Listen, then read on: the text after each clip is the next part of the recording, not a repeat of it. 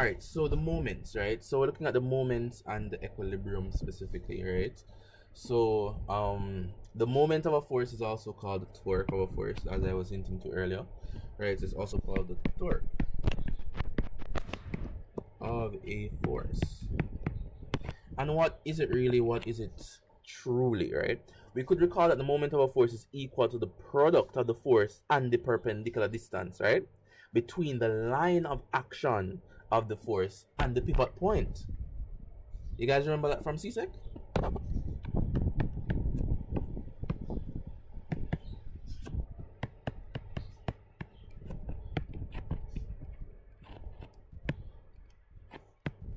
Nobody?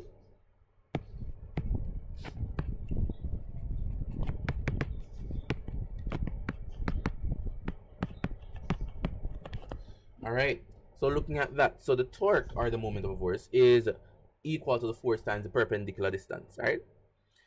So when a system is held in equilibrium, so let's look at this. We're looking at it with respect to equilibrium, right?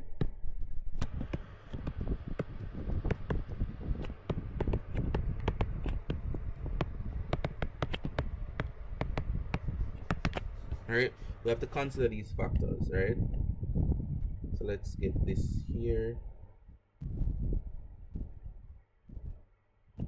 Alrighty. So one moment, let me bring this into perspective and let's go through it, alright? So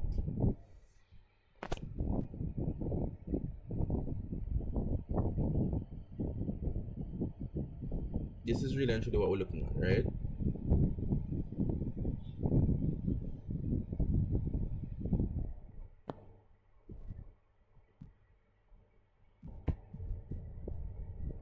So what we're talking about here now, right? So there is, when a system is in equilibrium, right, the resultant torque acting about any point must be zero, right? So what we're saying here is that the total clockwise moments about a point must be equal to the anti-clockwise moments, right? So remember what we said, right? Clockwise, sorry about that.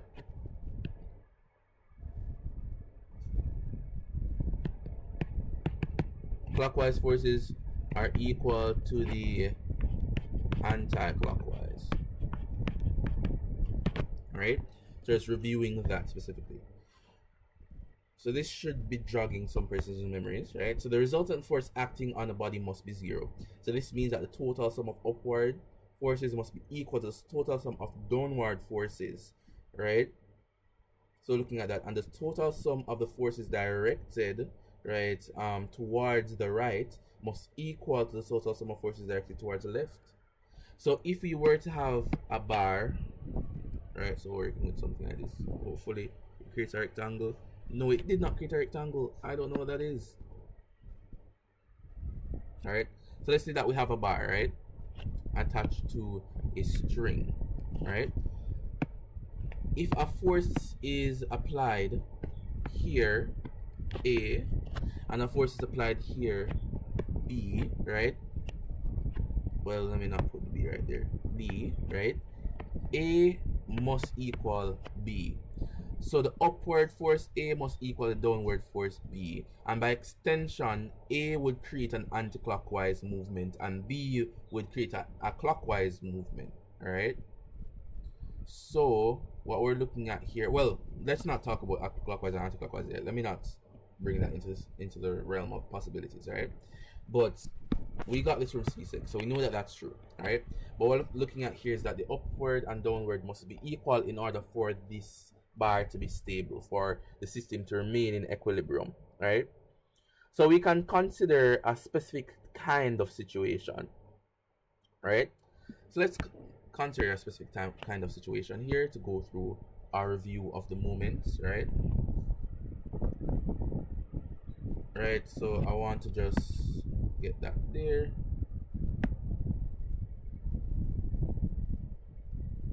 Alrighty, so we have some distance here. So we have a bar here, right?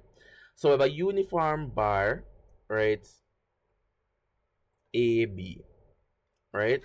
So we have A here and we have B here. So starting off there, right? So it is x meters long. So the whole length is around x meters long, right? So looking at that.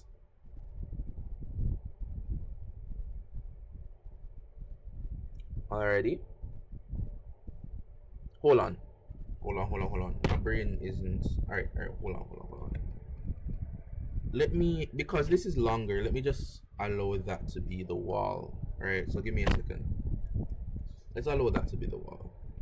Alright, let's make it at an angle because I want it to be interesting. Yeah, I don't want it to be very boring. Right, so let's make the example more interesting. Let's put it an angle there. Right, so let's call this AB rather. Right, so this is AB at an x meters. Now it looks more interesting. Right, so we have that here, right, and it's located an angle theta there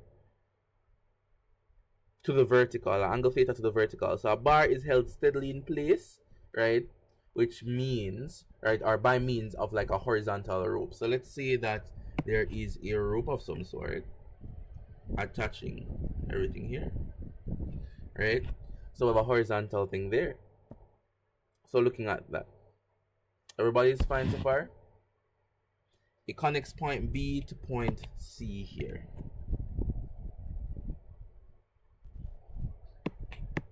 Let me erase that line and let me make it a straight line.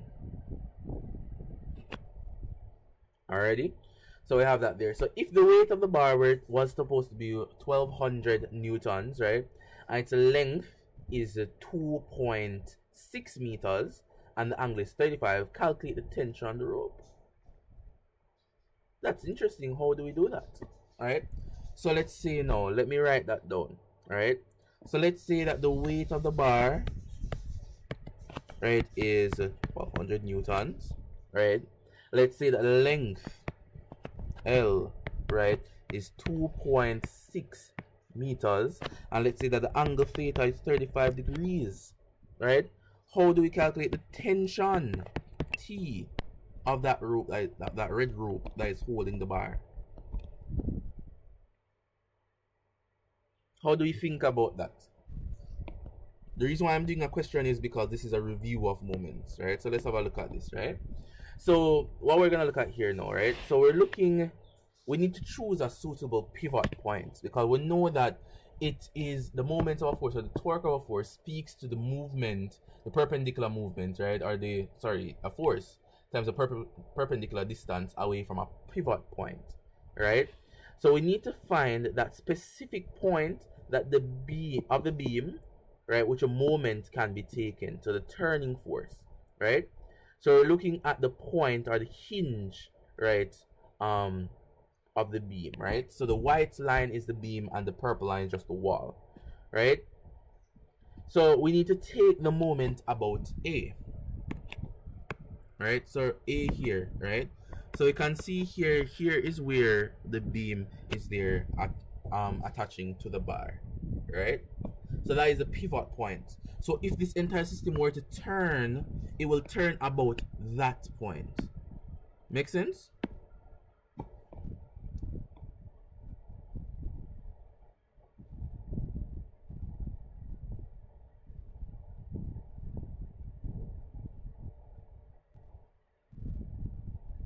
Everybody's fine so far?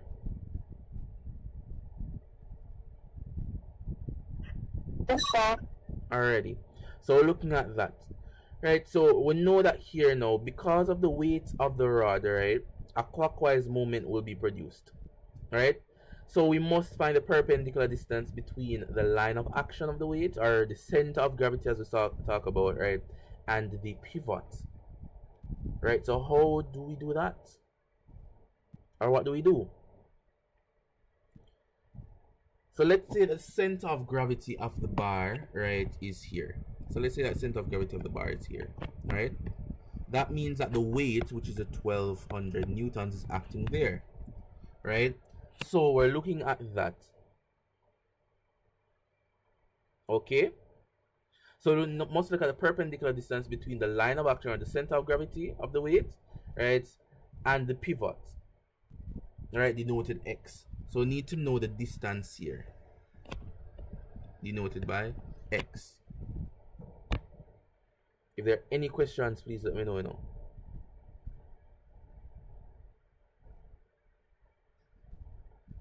Alrighty, so we're looking at something like that.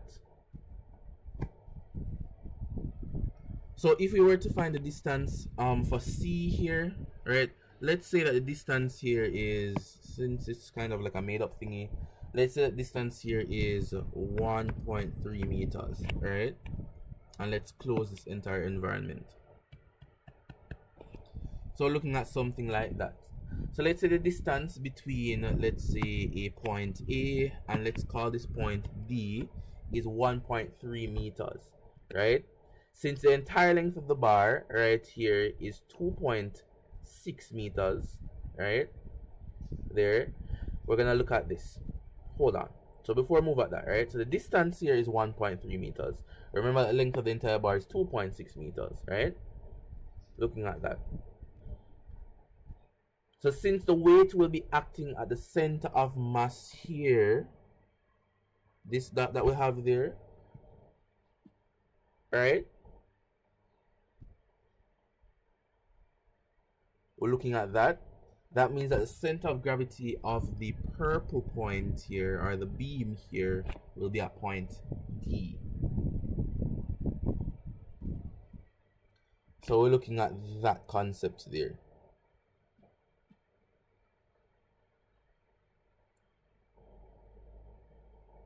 If we redraw this entire diagram, the small system that we're working with, we're going to end up with a triangle, right? So we're looking at this now, right? We know that the angle to the vertical out here, theta, is 35 degrees, right? Specifically. And we also know that the length of this side of the triangle, the hypotenuse, is 3.1 meters, right? And then we have x down here. We redraw the triangle and get that, right? What we need to do is obtain the distance x, right? How do we do that, right? This here is a 90-degree angle. Therefore, if 35 is the exterior angle, the interior angle is 55 degrees. Alrighty? The distance of x now can be found using what? So this is the hypotenuse, this is the adjacent, and this is the opposite, right? In order to find the adjacent x, right, we know that x, right, or let's say that there, the x, the distance there, right? Or let me just put the adjacent, actually, not to confuse anybody. The adjacent here is going to be equal to the hypotenuse times cos of the angle, right? Therefore, the adjacent x is equal to what? 1.3, which is the hypotenuse, cos 30, what is it, 35? No, 55, because we minused it, right? Therefore, x is equal to what? X is going to be equal to, this is 0.75 meters.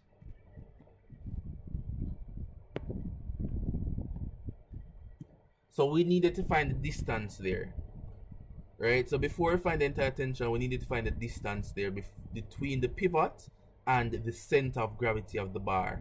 And that is how we do that, right? Now looking at the moment about A, right? So the moment about A, we know that it's going to be the force, newtons, times the perpendicular distance, right? So the distance here is perpendicular.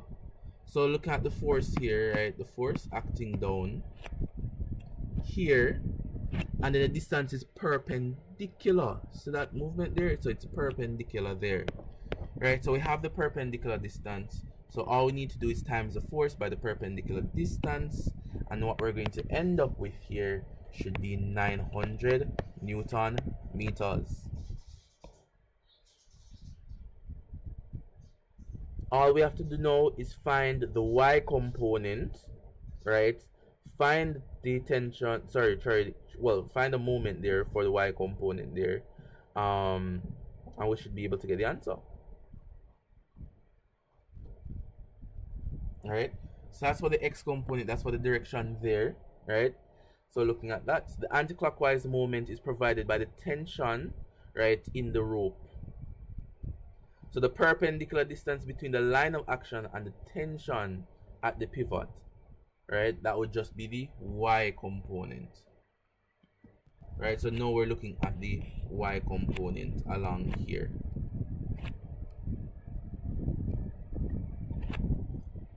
Right, so remember, you know, what we're looking at most likely here, right, is what's happening at this point, the center of gravity here, right?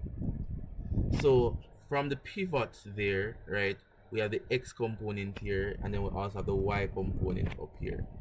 So we just need to find the x component, which we just found, right? Then for the y component would just be the same thing, but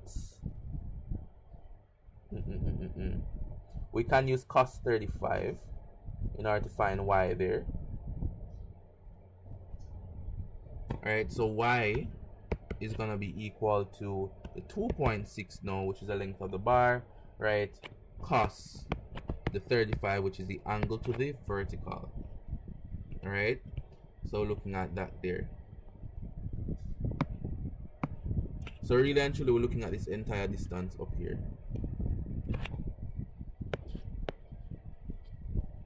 I'm not sure if you guys have encountered any issues so far in the math or in the concepts, but you guys can let me know if there are any issues at all. Right, so this is going to be equal to 2.13 meters, right? And then we know that for the anticlockwise moment, it's going to be the tension of the string. Why is it the tension of the string, right? It's going to be the tension on this string up here, right, or on the rope up here, right, times its perpendicular distance. So the force, the exact force in this rope times the distance here. That's how we would find the, well, times the perpendicular distance here, actually, right? So let me erase that. I wrote the wrong arrow here. Times this perpendicular distance here. So the rope, the tension of the rope is across horizontal here. We're going to take it times the perpendicular distance, right, which we just found in y. So y is the perpendicular distance from the tension, right? So it's going to be the tension times 2.13, which is a perpendicular distance, which is the moment of the force. This is equal to 2.13 t. And for equilibrium to be apparent, right, we would assume, right, so for the condition of equilibrium, which we would assume to exist in this situation, the anticlockwise must equal to the clockwise, right? So we found the anticlockwise, which is 2.13 t, is equal to the clockwise, which we found to be what? 900 newtons above, right? Or x is the moment in the x direction is equal to the moment in the y direction.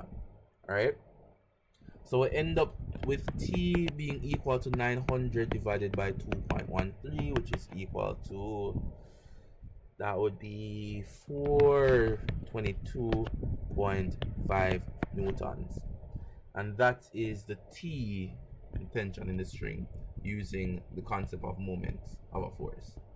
Alright, but it's just a review of the moments of a force. So if you don't quite get the moments thing, right, and what's happening with the tension and